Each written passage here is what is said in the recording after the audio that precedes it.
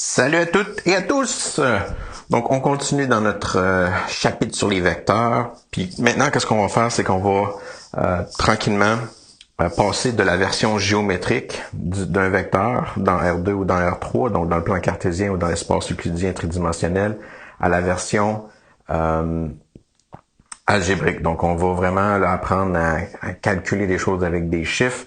Donc, pour les vecteurs dans R2 puis les vecteurs dans R3, qu'est-ce qu'on va faire? C'est qu'on va leur associer soit des couples, des paires de nombres pour les vecteurs dans le plan cartésien ou des triplets de nombres pour les vecteurs dans l'espace euclidien. Puis, c'est qu'est-ce qu'on va voir là ensemble. Donc, pour 5.6, on va regarder comment construire les composantes d'un vecteur dans R2. Puis ensuite, on va voir leurs opérations associées ou à quoi correspondent les opérations associées, mais du point de vue algébrique. Vous allez voir, puis les choses sont beaucoup plus simples.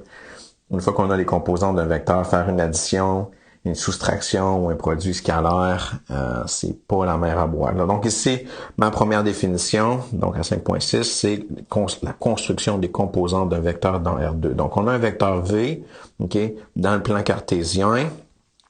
Puis qu'est-ce qu'on va faire pour commencer? C'est qu'on va prendre le vecteur V, puis on va ramener son point initial à l'origine. Donc, j'ai mon vecteur V qui est déjà en bleu ici, sauf que là, en ce moment, d'où ce qui est, il est juste quelque part dans le plan. Donc, je vous rappelle que les vecteurs, c'est des objets qui flottent. Donc, moi, je vais prendre, donc je vais prendre la base ou le point initial du vecteur, puis je vais le déplacer à l'origine. Donc ici, qu'est-ce que je fais? Donc, je prends vraiment la base. Donc si je vais le mettre en gris, je prends la base, puis je le ramène à l'origine. Donc ici, mon vecteur V, donc si je le prends, puis si je le prends, puis je le bouge en suivant la trajectoire en gris, ici, là, donc je le mets à l'origine. Donc, qu'est-ce qui va se passer lorsqu'il va être à l'origine? Donc, à la base du vecteur, donc le point initial où la queue du vecteur est à l'origine, c'est que je vais aller à sa tête, donc à son point terminal. Puis bien sûr, chaque point dans le plan cartésien, donc ici je regarde et voilà sa tête. Donc, je prends le point qui est son point à la fin.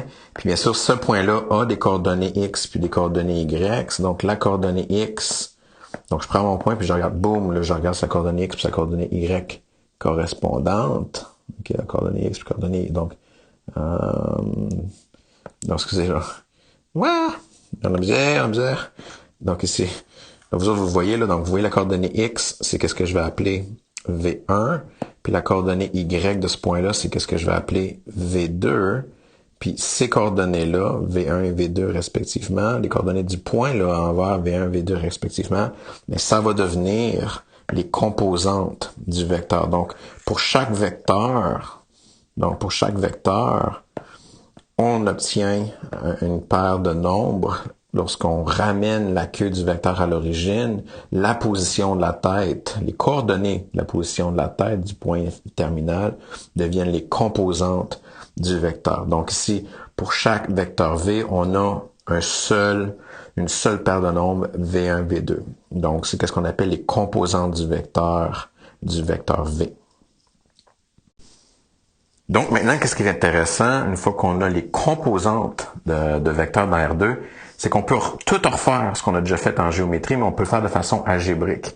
Donc, qu'est-ce que je veux dire par là? Supposons que j'ai deux vecteurs. Donc, j'ai le vecteur V.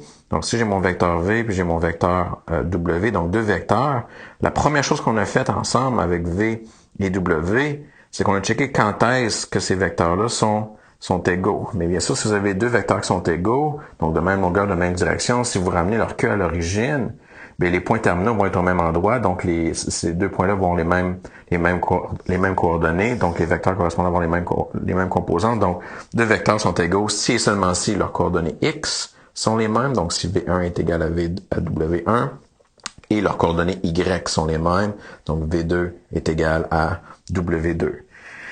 Donc ça, c'était pour l'égalité. Maintenant, pour l'addition, comment on fait pour additionner deux vecteurs? Donc ici, bien sûr, l'addition qui est un processus géométrique. Je prends la queue du deuxième sur la tête du premier. Si tu lis la queue du premier à la tête du deuxième, c'est l'addition. C'est un processus géométrique. Mais ça donne que, algébriquement, si vous avez les composantes du vecteur V et les composantes du vecteur W, mais si tu les additionnes, V plus W, ces composantes, puis c'est une raison pour qu'on appelle ce processus-là une addition, mais ces composantes vont être données. La première composante de V plus W, ça va être V1 plus W1. Puis la deuxième, ça va être V2 plus W2. Donc, c'est extrêmement simple. Tu additionnes deux vecteurs, ben, tu as les composantes des deux vecteurs, ben, tu additionnes leurs composantes dans leur position respective, puis boum, tu as les composantes de la somme. Puis ici, qu'est-ce que j'ai fait pour vous, là, visuellement? J'ai dessiné deux vecteurs, donc j'ai mon V à V1, V2, j'ai mon W à W1, W2. Puis qu'est-ce qui arrive si je les additionne? Donc, si je les additionne, donc vous vous souvenez, pour les additionner, je vais prendre mon W, ok, je vais prendre mon W, puis je vais venir l'accoter, ok, donc je vais venir le déposer, donc je vais prendre la queue de W, puis je vais la mettre sur la tête de V, puis ensuite je vais lier la queue de V à la tête du W qui a été déplacée.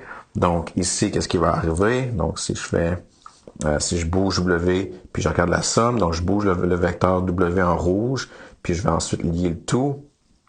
Donc, si je le fais en étapes, là, donc ici, ok, j'ai, la misère. Toujours de la misère, moi, hein, c'est toujours de la misère. Ok, wow. Ok, donc je vais bouger pour commencer W. Ok. My God, c'est tellement, ok, je vais bouger W. Ok, donc, première chose, ok. Et voilà, je bouge W. J'ai eu de la misère. Oh, attends, ça comment est-il bougé? You. Non. Sacrément. Attends une seconde. W, j'ai besoin que tu bouges. Ok, copier. Ah, et voilà. Donc, je viens de bouger W. Donc, je mets sa queue sur la tête de V. Puis ensuite, je lis le tout. Donc, je fais ma construction. Donc, je fais vraiment de façon là, géométrique, comme qu'on vient de le faire. OK? Donc, c'est vraiment la même chose que tantôt. Sauf que là, donc, bang! OK, donc j'ai mon addition. Sauf que là, je vais voir c'est quoi l'équivalent algébrique. Donc ici, là, quand je le vois là, dans mes composantes, j'ai mon V1 qui est cette distance ici, j'ai mon W1 qui est cette distance ici. Puis si j'additionne ces deux barres-là, ben c'est V1 plus W1. Donc si je le vois, là, c'est 3 plus 6 qui me donne 9. Un exemple particulier. Donc si j'ai mon V2 qui en hauteur, donc pour les coordonnées Y, j'ai mon W2 pour la coordonnée Y du deuxième vecteur. Puis lorsque je les additionne, donc ici j'ai 1 plus 2 qui me donne bien les coordonnées du vecteur W. Donc je vois que ce processus géométrique-là peut être aussi décrit de façon géométrique. Donc, j'additionne V1 plus W1 pour avoir la première composante de V plus W, puis j'additionne W1, V2 à W2 pour avoir les composantes, ok, pour avoir la coordonnée Y du vecteur V plus W.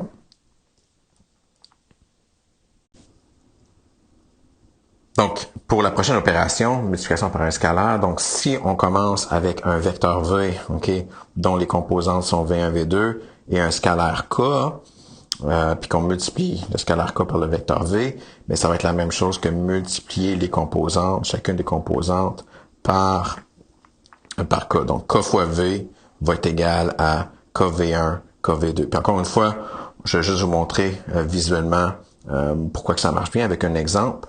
Donc ici, si j'ai mon vecteur V en bleu, les composantes sont V1, V2. Supposons que je prends un K là, juste pour l'illustrer, supposons que K est égal à 2, donc je sais qu'est-ce que ça fait. Multiplié par 2, ça fait juste allonger le vecteur 2 fois plus long.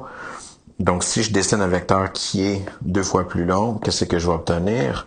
Ben, je vais obtenir, ok, le vecteur suivant, donc bang, ok, j'ai le vecteur suivant, puis bien sûr, si je regarde les composantes, donc si je regarde V1 où ce qui était, bien, si V1 était ici, mais si je regarde la composante de 2 fois V1, de 2 fois V, ben, je vais avoir le double, donc si j'ai 3, moi, je peux voir que c'est 6, ma composée en X, puis si supposons que j'ai 2 en composante Y, puis que j'ai multiplié mon vecteur par 2, ben, je peux voir que la composante Y est maintenant 4, donc elle a été elle aussi multipliée par 2.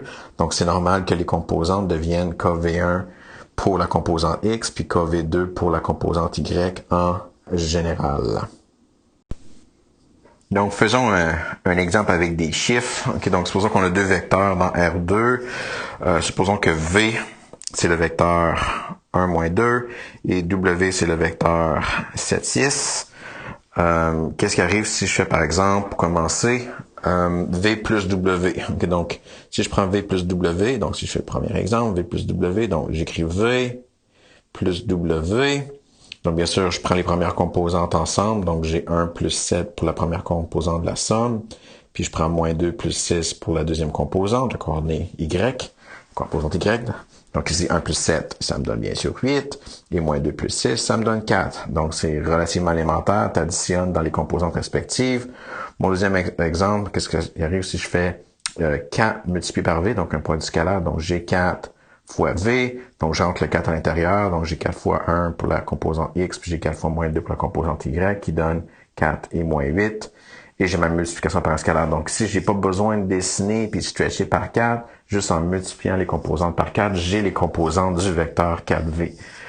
J'ai pas un exemple, mais bien sûr, là, juste pour finir en remarque, là, qu'est-ce qui arriverait pour la soustraction, mais si vous avez VW puis que vous soustrayez W de V, mais vous avez juste besoin de soustraire les composantes. Donc, V moins W, mais c'est V1 moins W1 pour la première composante, puis c'est V2 moins W2. Okay, donc, j'ai l'équivalent algébrique du processus géométrique. J'ai plus besoin de flipper W, mettre sa queue sur la tête de V, lier la queue de V sur la tête de moins W. Ça se fait maintenant d'un seul shot. Là. Alright, ça c'est tout pour les vecteurs dans R2. Maintenant, prochaine vidéo, on va monter dans R3.